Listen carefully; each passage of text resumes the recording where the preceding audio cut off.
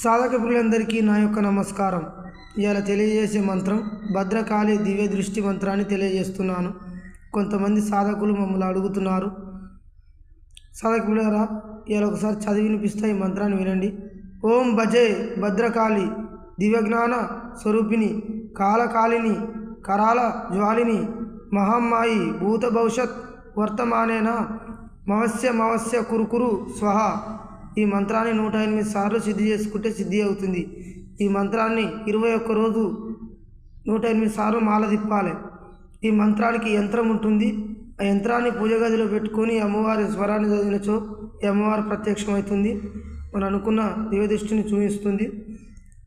సాధకులారా ఒకసారి చదవండి, వినండి. అలాగే నా ఛానల్ సబ్స్క్రైబ్ చేయండి.